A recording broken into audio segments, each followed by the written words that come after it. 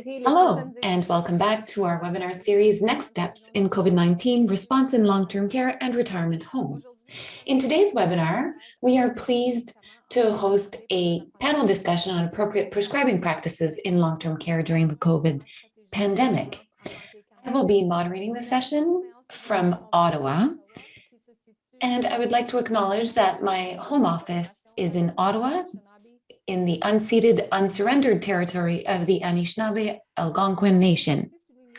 I would also like to underscore that June 11th last, 215 children were found in Kamloops and others in Brandon, Manitoba, and this has been a difficult month. During this month, I ask you to please turn to your own territory and find out more on local cultures of Indigenous peoples. We're happy to host this session in English or French, and we're happy to provide you with the option of choosing English or French using the interpretation button on the bottom of your screen. Either choose English or French. Please also send your questions and comments in the chat box in English or French, and please be reminded that this session is being recorded. The LTC Plus program and webinar is based on the Reimagining Care for Older Adults report that we published in July 2020. It focuses on promising practices in 6 key areas that have the potential to reduce the risk of future COVID-19 outbreaks or mitigate their effects. And today we'll be focusing on deprescribing. This program is offered in partnership with many organizations throughout Canada that are working with us to improve care and the quality of care, as well as patient safety throughout Canada in long-term care.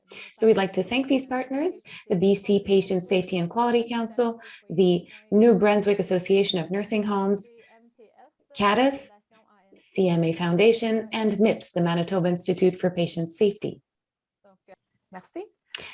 Thank you. So today I'm honored to introduce you to our speakers, our guest speakers, 4 specialists that will deal with polypharmacy and deprescribing during the pandemic. So we have Suzanne Gilbert, who is the head of the pharmacy department at the Institut Universitaire de Gériatrie de Montréal from 1995 to January 2019, and a clinician in the long-term care residential program. For the past 6 years, she's held the positions of assistant head of the pharmacy department, pharmaceutical care, teaching, research, and optimal drug use, and assistant head of the pharmacy department at the IUGM of the CIUS du Centre Sud de l'Île de Montréal, as well as acting as a consultant pharmacist for the provincial Opus AP process in CHSLD. Since April 1st, 2021, Suzanne has been territorial pharmacist for the Ruisse Montréal institution as the deployment of phase 3 of the Opus AP process and the PEPS implementation process. Michelle Rouleau worked for 15 years at the Centre Hospitalier Universitaire de Sherbrooke. Currently, she's a pharmacist at CIUS de la Capitale Nationale and fellow of the OPQ.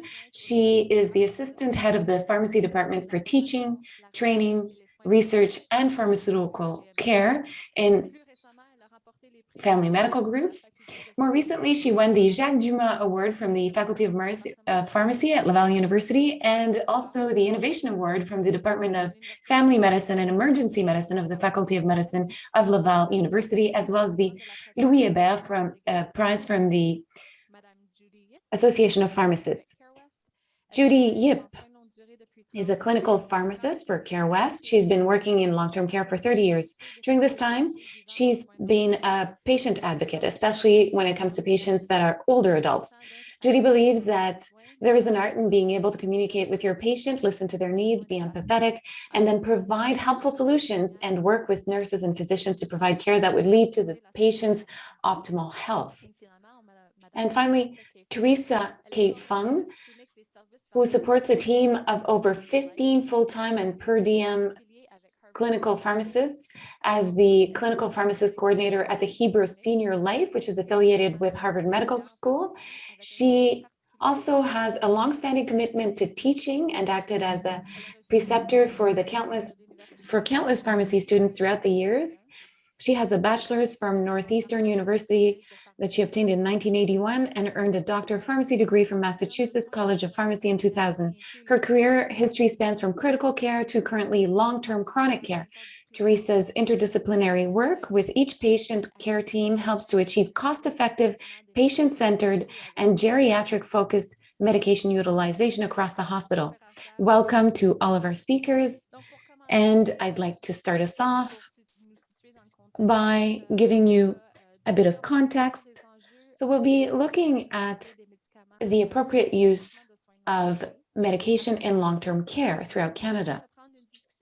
We'll be organizing a panel discussion with our experts on the appropriate use of medication before the pandemic and during the pandemic, what happened during the pandemic in terms of the optimal use of medication, and also discuss and share our hopes and expectations for the future.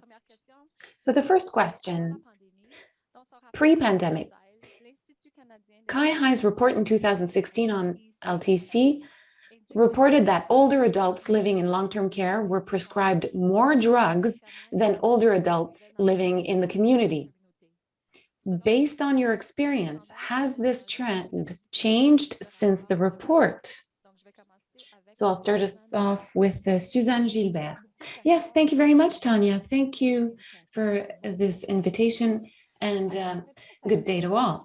So to answer this initial question, I would say that the trend that older adults that are in long-term care do get more drugs than those that live in the community. So this trend, in my opinion, is ongoing, and it can be explained by the fact that older adults that are in long-term care facilities have less self-reliance and have generally many pathologies and require a multitude of drugs.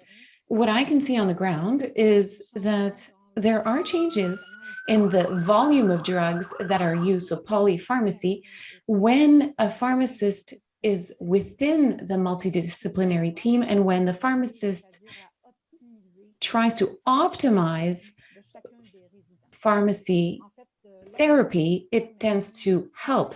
In other words, when the pharmacist is part of the team and can look after the drug aspect of care, he or she can focus on the pros and cons of each of the medications and the necessity to keep them or adjust them or even eliminate them. So we always wonder, what is the goal with each of the molecules that are prescribed to the resident? Is there a real benefit to continuing on with the therapy? And of course, we look at various factors, such as the willingness of this resident, of this elderly person, with respect to the intensity of their medical therapy overall, whether drug or otherwise. And we also look at their life expectancy. Does each of these drugs contribute really to improving the quality of life of that resident for the remainder of their life? And we also look at how long it takes for each of these drugs to yield a benefit. So that's my answer to your first question. Thank you.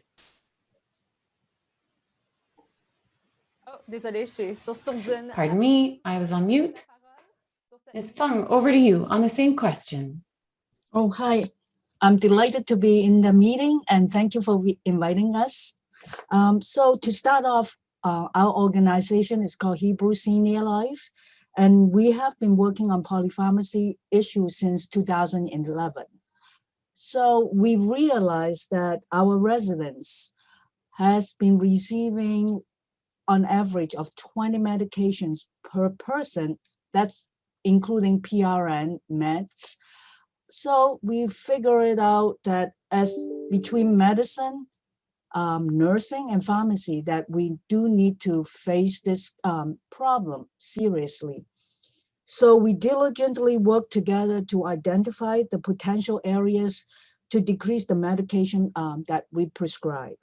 Those areas include disease management, possible side effects that can impact the residents' aspects of functions, ability to swallow on a daily, and then adjust the medications the frequency to accommodate the residents' ability to function during the day and to do activities. Since 2011, our trend of polypharmacy has decreased. Thank goodness. But we do see the new admitting long-term care residents, the acuity has increased quite a bit. So that means more medications have been used. So this also poses a challenge for us. Somehow in the long-term care facility where I'm working right now is Hebrew, the duration that are being admitted until the residents passed is on average about 2 years. So we will try to keep these residents in their own home as long as possible. So that's it for my answers. Great, thank you. Merci. Donc, Madame Rouleau, vous êtes la prochaine. Thank you. Ms. Rouleau, over to you. Hi, Tanya. Hi, everyone. Thanks for inviting me. So, Tanya, I'll put things a bit more simply and give you a bit of context. In the literature, we define polypharmacy as people that take 5 medications or more. 5 medications or more, it's not that much at the end of the day if you're elderly, and even for us, and not elderly. So there's probably 75% of Canadians that are 65 years and older that take 5 medications or more. So they're already in what we would call a polypharmacy situation. What's more interesting to understand and learn is that we're looking at excessive polypharmacy. So those people that take more than 10 drugs per day. So that is something we need to understand and focus on. The fact that you would take 10 molecules per day would expose you, in almost all cases, to have an adverse event or an interaction of sorts. It's about 100%. So we know that from the standpoint of an elderly person that's in an excessive polypharmacy situation, they likely will experience an adverse event. So we tried to find those drugs that we could eliminate and would reduce the risk of an adverse event. Now, to answer the question, have things become worse? It's very difficult because the pandemic is not even 2 years old. So often the data we have with respect to the overall situation, the serious studies we have, require many years of studying polypharmacy and often stretched out over many years. What we do know is that until, say, 2016, based on our report and based on other Quebec-based reports, polypharmacy has been getting worse, and it's the case everywhere. So I don't think that there are many reasons that would explain why things could have improved. I think it's probably getting worse. And the reason is simple. Our population is aging. Therefore, people are older and older. And the older you get, the more you've had time to accumulate various diagnoses. So all of those pathologies require a treatment, and treatments tend to become more and more complex over time. For instance, if you have heart disease over the past few years, in the past 5 years, for instance, we've added 2 or 3 types of treatment for heart disease. And so this has an impact on the number of therapies taken by the residents. So I feel, unfortunately, the trend is probably getting worse, and we're exposing more senior adults to this polypharmacy. Thank you, Rachel. Ms. Judy Yip. So just to give you I'll repeat the question and summarize the thoughts from our previous speakers. So pre-pandemic, prior to the pandemic, the Canadian Institute for Health Information published a report in 2016 that reported that older adults living in long-term care tended to be prescribed more medications than older adults living in the community. So the question for you is, based on your experience, have you seen changes with this trend? And just some themes that have come out in the previous experts' contributions have just been around the fact that older adults moving into long-term care are older, they're more complex, they have more health issues. And so the trend towards polypharmacy has been increasing over the years. Some organizations have put in concerted efforts to address this issue since 2011, as Ms. Fung mentioned. However, it is a long process and requires interprofessional collaboration, with Suzanne highlighting the importance really of that pharmacist and the physician and the nurse really working together.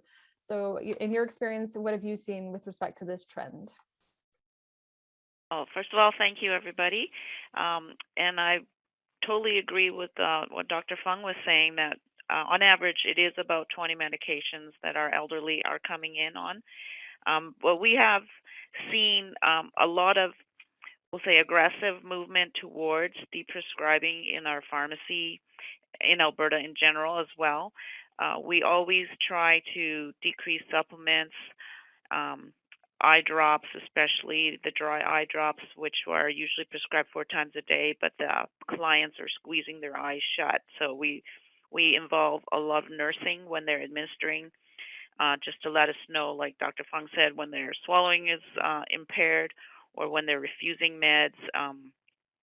But we also have challenges with families. We find the families are insisting on a lot of supplements that are always not on formulary. They're sometimes herbal.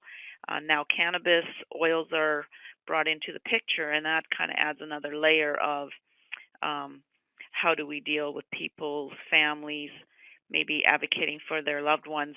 But again, it is a challenge. But overall, what we've done as well is try to do every other days. For example, if there was a vitamin B12, 500 micrograms daily, we would try to change it to vitamin B12, 1,000 micrograms every other day.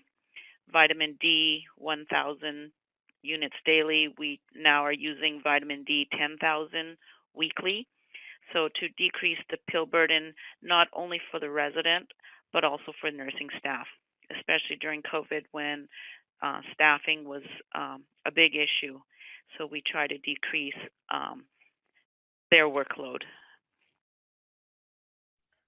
That's great, and a nice segue into our second question. So I'll stay with you, Judy. So the pandemic has created more complexity in terms of delivering routine non-COVID related care for long-term care residents, especially during the first wave and the subsequent waves as well. We know that the appropriate use of antipsychotics and other pharmaceuticals play an important role in delivering safe, quality care for residents.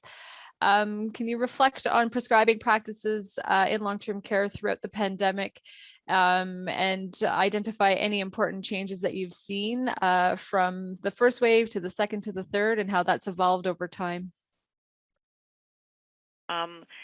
What we have seen is we do a lot of antipsychotic mapping, especially for residents that are getting prescribed antipsychotics with no psychoses. So they're using them for sedation or behavior management. We have a great team. We do monthly meetings where we go through the list. We do try to taper as well as look at PRN usages. If the PRN usage is not required after 3 months, it's automatically deleted from the profile.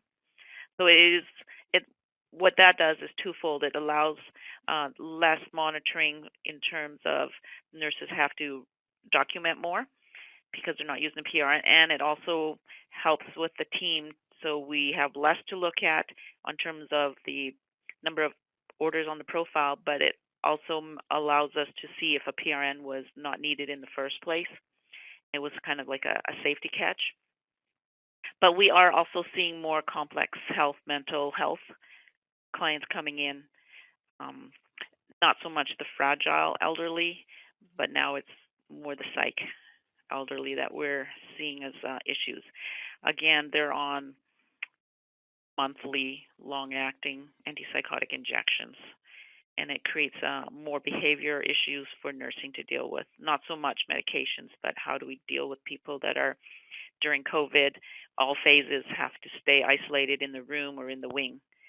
And another thing that brought up was smokers. We had a new program because you couldn't actually go out to smoke anymore because of COVID. We had to bring in security, and we had time appointments for smokers, and we initiated nicotine cessation patches and gums and inhalers, and we were successful actually to stop somebody from smoking. They actually, after using that product, they actually stopped smoking. So I guess out of that COVID, that was a positive. We were able to have someone take finish cigarette smoking.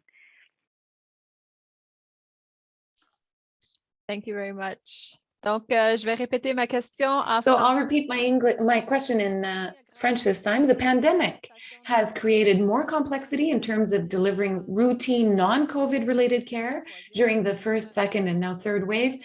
We know that the appropriate use of antipsychotics and other pharmaceuticals plays an important role in delivering safe, quality care for residents. Could you each take a moment to reflect on the prescribing practices you've observed in the long-term care homes throughout the pandemic? And could you discuss any important changes you've seen between the first wave and now? And Ms. Yip was commenting on practices with antipsychotics, especially PRN antipsychotics. If a PRN is not used over a few months, then it's automatically stricken off. And then also practices with respect to quitting smoking, because some people could no longer go outside during the pandemic to smoke. And throughout that time, there was also an increase of residents that had mental health issues. So I'll start with you, Rachel, this time. Yes, thank you very much. Actually, the prevention and control of infections has led to more complexity in terms of care. And of course, in terms of added isolation, using management methods that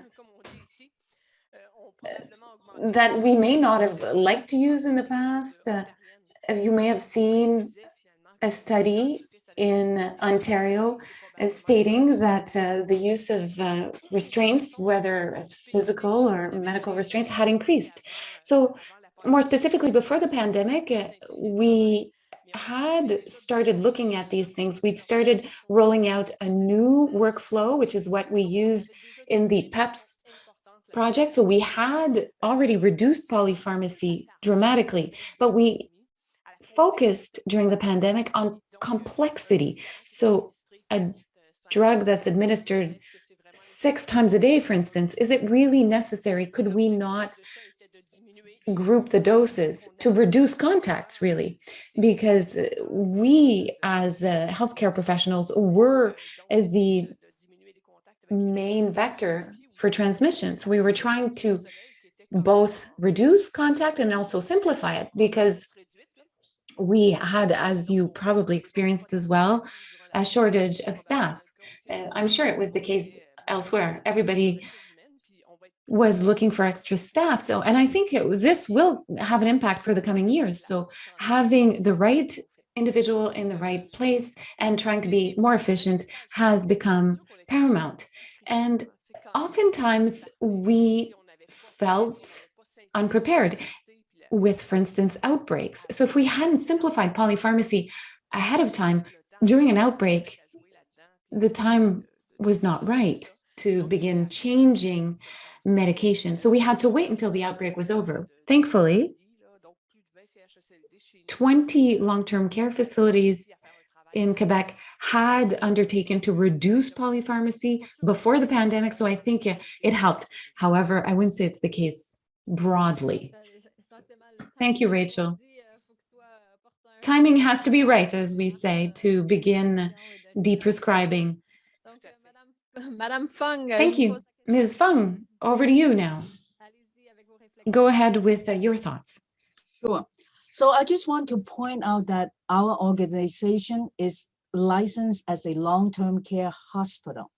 That means that we have our own team of providers, or we call them providers because it can be NP and doctors. And then we have a pharmacy on the premises.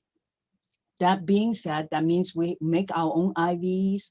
We review all medications that are being ordered online proactively. So if we do see an drug interaction, we already called, we will see duplicates, and pharmacists are trained to contact the providers to ensure that this is what they truly want. So during the pandemic, it is tough on all our patients. We call them patients because we are hospital. So our patients are difficult. We actually have secure one unit, the whole unit, to be a quarantine unit. So if a resident or if that floor has certain people get tested positive, the ones that are positive will be transferred to the quarantine unit. The rest of it will stay quarantined in their own room. So at that time, it's difficult for us to do any polypharmacy deprescribing, especially in antipsychotic, because you're moving patients from their familiar environment to somewhere that they do not know. But other than that, we continue to provide all services. At one point, if the COVID rate was very high, we stopped admitting any new patients into our facility, so that just to make sure that we don't have a wider spread.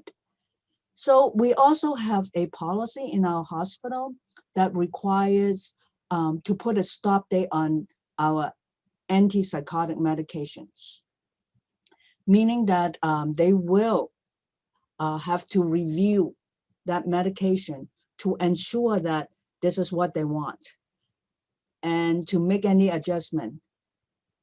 There is a team in our hospital with psychiatrists and nursing to work on deprescribing. So monthly, the nursing department will identify certain patients who are qualified to start on that program. We always start with baby steps, slow and small doses to identify them, and then we will report to a committee that governs and watch out for all these changes. Since pharmacy really does not go on rounds on the unit, so pharmacy is not really in tune of actually suggest because we are not there to see what's happening to the patients. Nursing is the #1 drive to do this deprescribing. They will say to the provider, I think this is the person ready to deprescribe. And we very, very much discourage using PRN. We will ask them to, we will make sure that they have to put in the PRN reasons, meaning that we will give them a list of indications and they will pick from there in order for it to get verified by the pharmacist. If they don't put any clinical indicators, that order will not be verified. And the providers now getting used to seeing this pop-up screen, so to speak, so to remind them this is the rule that they have to, and it seems to work very well. Merci beaucoup pour ces réflexions. Thank you very much for your thoughts. Suzanne, my question are, what are your thoughts with respect to prescribing practices throughout the pandemic? Thank you, Tanya. Overall, I would say that if you look at the drugs that are prescribed for our residents during the first wave from March to June 2020, we quickly tried to streamline the drugs that were taken, given that we had a significant loss of staff, especially nursing staff available to administer the drugs. In MySears, for example, we have 17 long-term care facilities where we had pharmacists, as my colleague Rachel described, optimization was already underway, but that was probably 3 or 4 of the facilities. In the 13 remaining facilities, the virus was in the location, residents were dying and staff were leaving. So we had significant shortages. Sometimes during shifts, we had nobody to administer the drugs. So pharmacists had to roll up their sleeves and streamline. We did the exercise very quickly, and we stopped administering some categories of drugs, and we tried to regroup those medications that could be given together. And a bit earlier, someone was talking about nicotine replacement therapy. We did that as well for those residents that could not go outside to smoke as well. So we maintained these work practices since the first wave. In fact, we kept streamlining the number of drugs that are administered, which is appreciated by the nursing staff, of course. Thank you, Suzanne. We heard lots about mapping of the antipsychotic medication, and really with a focus on practices around the PRNs, and either ensuring that there's an automatic stop date after 3 months, or forcing functions in terms of reasons for PRM, and also a lot of work on rationalizing the use of different medications in long-term care with the objective of reducing the number of contacts with residents, and also the complexities that were introduced with all the infection prevention control practices in long-term care throughout the 3 waves of the pandemic. So thank you very much. So now we'll move on to the third question. So je vais retourner en français et je vais commencer avec Madame Fung. Moving over to French again, and I'll be asking Ms. Fung, with many competing priorities during COVID in LTC, long-term care, how did your organization and care teams ensure that polypharmacy and person-centered care approaches remained a priority in resident care? So during our COVID, our organizations or the hospital remains open at all times, and all services continues. I have to say it's quite difficult because it really takes everybody extra time to prep, say going to a unit, even the pharmacy department, when we have to deliver the medications, we have to ensure that this is going to a COVID floor, this is not going to a COVID floor, anything that's returned, where do we quarantine the medication? Should we throw this all out? So that has added extra work for everyone. Very difficult. Our upper management supports us very well mentally and try to engage us to focus on patient care, which I have to say, every one of us did the diligent work. So a pharmacy still continues to do the polypharmacy review, but it will not be like an in-person. So we will say review the list of medications on that unit for each patient, and then we will type it up in the form of a Word document and attach it to the email and send it to the providers and have them review it. It usually takes them a little bit longer because their workload is so much higher. So, but they will send us back their thoughts and whether they will agree or disagree. I do remember, I think it must be Judy who has said that family members is a very difficult component to work with. So at that time, we try to engage the family members too. That's all I have to say. Thank you. So now, Judy, the same question. So with so many competing priorities during COVID, how did your organization and care teams continue to prioritize person-centered care practices and address polypharmacy concerns throughout the pandemic? When there was a resource shortage that would include staffing, we had to take in consideration not only our COVID positive patients, but our non-COVID positive patients too. So we didn't just do a blanket, everybody's going to be, deprescribed all their meds. We did also have to take in consideration physicians not being able to come into the facility as often, and our nursing shortages as well due to sick leaves and positive COVID cases. So what we kind of did, we did emergency stop orders. So all multivitamins and mineral supplements were stopped for the period that to decrease workload. We looked at all the bisphosphonates to see if they were still required for that resident. We looked at statins because we're not subacute. We didn't have it mainly all long-term care. We kind of just decided if we held them, it would probably have no negative effects for the short term. We looked at, again, all the families brought in or family wanted medications, and because families weren't allowed to come in, it was hard for them to bring in the medication. So during this phase, it was easy to say, let's just hold off the cranberry capsule for the meanwhile. And we considered switching anybody who was on warfarin to a DOAC because, again, labs were not able to come in on a weekly basis. We were actually looking at all the creams. Creams is a huge component for our residents. So we looked at if it was antibiotic cream, it was okay, but if it was a steroid cream, we gave it auto stop dates. And after we came out of our, we'll say, critical time of shortage, we felt that, along with the medical team, a lot of these medications did not have to get started or restarted. I would say about 80% did not get restarted. So maybe, again, polypharmacy tends to be more of a focus when we're in a critical state. Good reflection. Suzanne?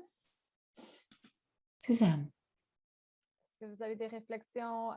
Any thoughts, Suzanne, on practice changes without losing sight of person-centered care and polypharmacy? I'll start then, Tanya. Thank you, Rachel.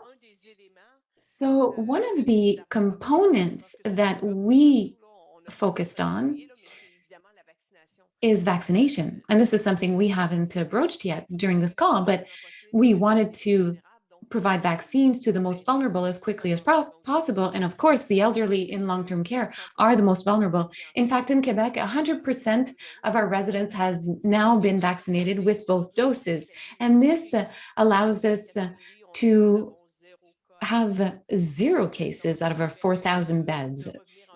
So we feel like we're getting back to a certain state of normality. And we're using this to deploy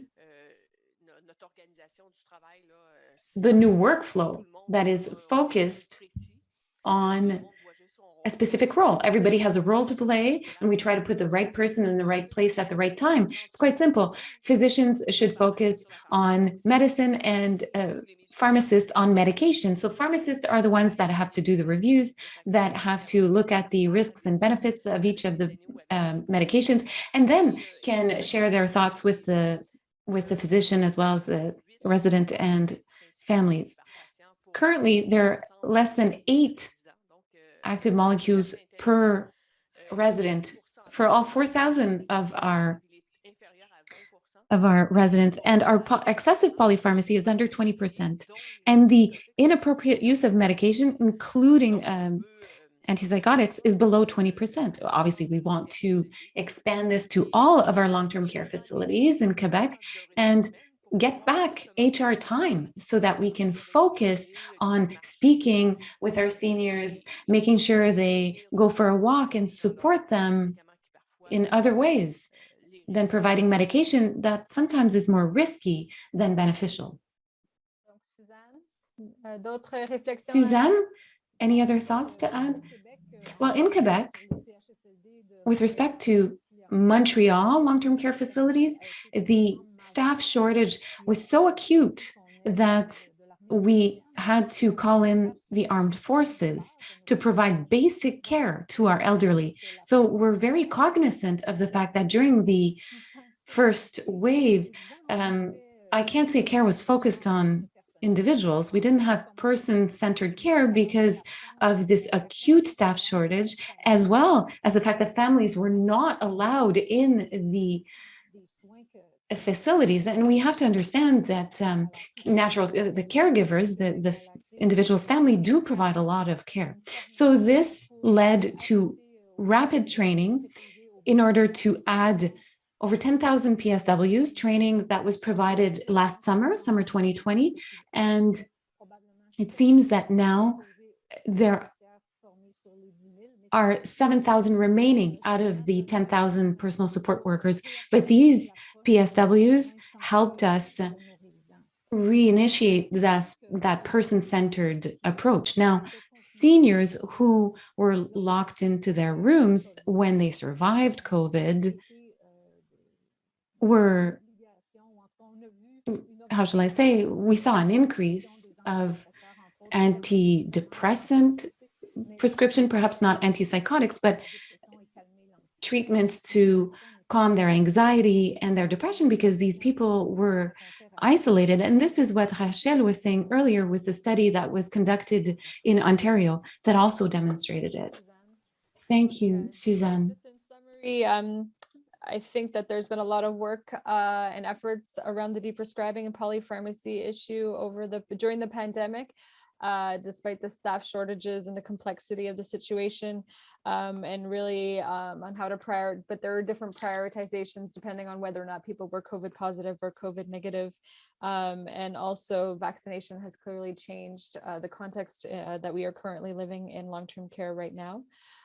So the first question I'm actually going to ask you, Judy, because it's probably related to a comment that you had made around withholding some medications during COVID based obviously on your clinical judgment.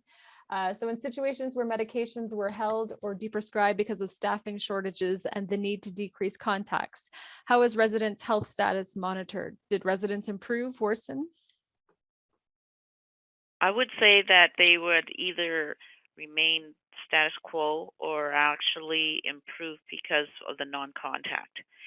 For example, when we deprescribe the minerals, the vitamins and the vitamins with minerals, dietary kind of enhanced their diets again. There was actually more food around because people were isolated. There wasn't a lot of entertainment, so they ate better. And we actually did more monitoring for wounds because, again, there was less people being more mobile, and we just didn't see any difference. And then the less contact, meaning less being approached for eye drops. We didn't find the dry eye situation, when we decreased from 4 times a day to once a day. I think a lot of residents were actually happier not to have to be, having treatment as often. So, and then again, the medications we prescribed were considered non-essential to start with. So it wouldn't affect their overall health status in terms of chronic morbidity. Rachel, est-ce que tu voulais ajouter? Je vais poser la prochaine question. Rachel, do you have anything to add? And then I'll ask the next question to our next speakers. Parfait. Ben, je peux y aller, Tania? Sure.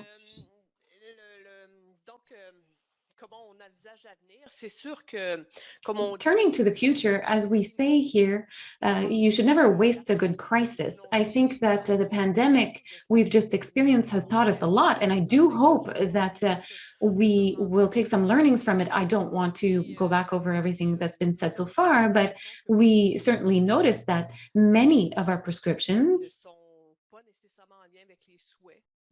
did not align with the residents' expectations. And I'm somewhat summarizing what Judy just said.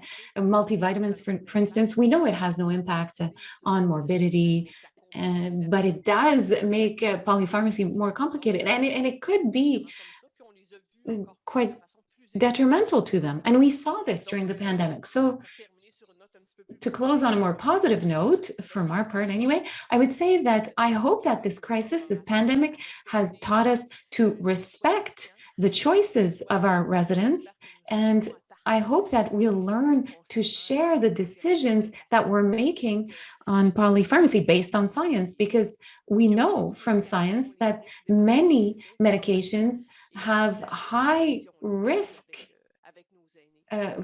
burdens. And I think we need to share this with our general population. Thank you, Rachel. The next question, I'll be asking Suzanne and Teresa. I'll start with Suzanne. A participant says that they're trying to reduce the number of drugs, especially with residents that have 9 or more, but sometimes it's difficult because the family, as it's already been said, sometimes the family says that their loved one has been taking this medication, for instance, for 5 years and they can't go without it. So do you have any advice for individuals when they are talking with families with respect to deprescribing? Well, the advice I would give them, with the family, of course, you have to listen to them, firstly. And as pharmacists, we have an educator's role. So I often say that teaching is repeating. So I think that firstly, we have to listen. And if they're reluctant at first, we can accept it and perhaps try another day. For instance, if I look at deprescribing antipsychotics in our long-term care facilities, there were families that did not want us to do anything with those medications, but they saw that in other residents, families had accepted and the residents' condition had improved. So given that they could see the impact of the optimization of the drugs, often they changed their mind and asked if, in fact, they could perhaps have the conversation with us again. Teresa, anything to advise for those people that are discussing that with families?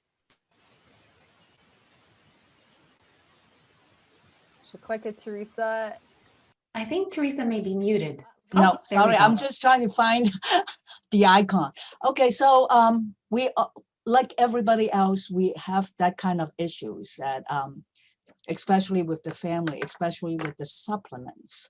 So that part, because we do labs, not very often, but we do have in-house lab that they draw. So if we have concern that the patient is taking too much of certain medications or say vitamins, cyanocobalamin or thiamine or vitamin D or calcium, even so, we can draw a lab value during the next blood draw. Then we have concrete facts and say, hey, they have enough. And don't forget, a lot of these vitamins can be obtained from food, dietary. So if they eat a well-balanced diet, you should tell them that they should have enough. And don't forget, multiple vitamins can cause GI upset. I always use this point. It causes GI upset. So if you don't want to add another medication to treat your gas from eating or taking the medication, then consider that type of approach. And say something like a bisphosphonate. There are studies that show after 5 years of duration, the benefit of taking a bisphosphonate may be questionable. So if we can dig up those previous record and say, when was the first dose of the bisphosphonate being started, then we can have an ammunition to say, hey, this is a chance to cut back, to cut back on the polypharmacy.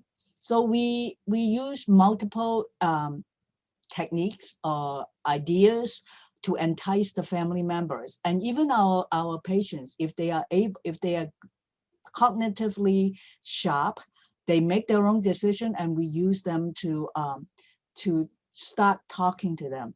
It will never be the first round. It will be like 2-3 rounds into the conversation that some of them may change. It takes time. Donc, la prochaine question, Suzanne. So the next question, Suzanne, I'll start with you. Did you observe an increase in non-pharmacological interventions during the pandemic? For instance, animal therapy. Have other practices been more helpful than others? what happened actually in our long-term care facilities during the first wave of the pandemic is that the deprescribing approach and the non-pharmacological interventions were paused. We stopped providing person-centered care in that aspect. We had also implemented before the pandemic an educational approach for dental care, personal care, and all of that had to be paused given that we had a major shortage of staff. And currently, we're hoping that over the summer, people can recharge and come back to us able to focus again on resident-centered care as of September. It's unfortunate, but that's the conclusion we've had to come to. There was no animal therapy at all throughout the pandemic. All non-pharmacological approaches were set aside. People were eating in their rooms. They were isolated. There were no activities, no recreational activities, no outside walks. It took a long time before we could reignite any type of activity. We have another question, and I'll be asking Judy. I'm just going to re-pull up my question. So what changes for addressing polypharmacy or the appropriate use of antipsychotics implemented during the pandemic do you see sustained moving forward? I'm not sure what you mean, but we're going to continue with the prescribing. What practices that sort of emerged throughout the pandemic that you see continuing on post-pandemic? Oh, I see. Okay. Again, it'll be working closer with the families. Like Dr. Fung was mentioning, they seem to be enjoying the herbal, the herbal world and feeling that everybody should be an omega or things like that.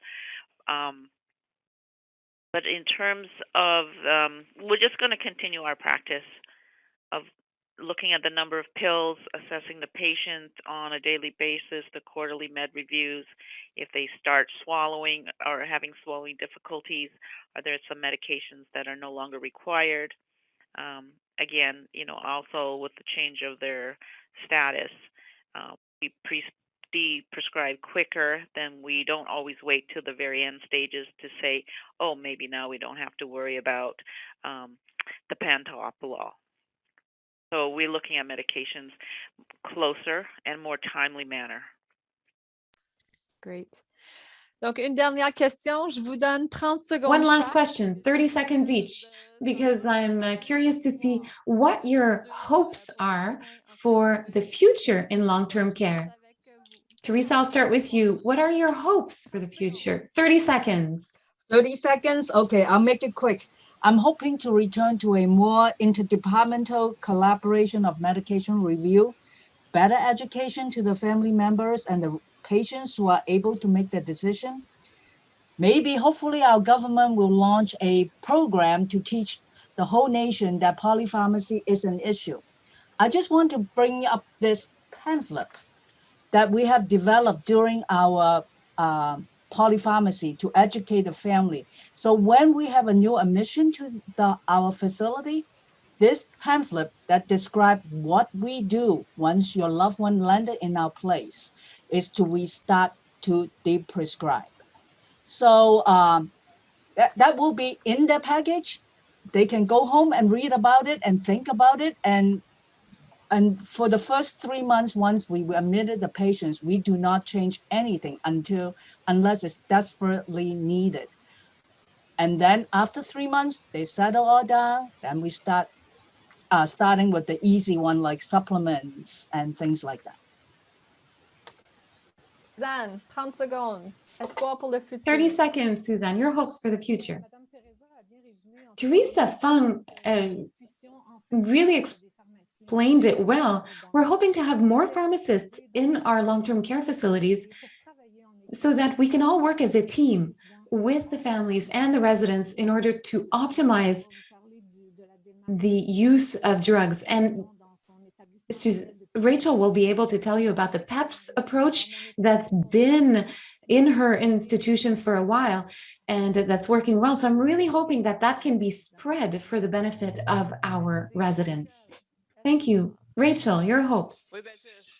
Well, I think I'll be repeating what I said earlier. I really hope that we'll use this crisis, that we'll learn from it and learn to respect the choices of our seniors, and that we'll be sharing our decisions with respect to the use of medication, and that we'll base our decisions on science, because we have existing data and there are some things that we're doing that are not supported by research.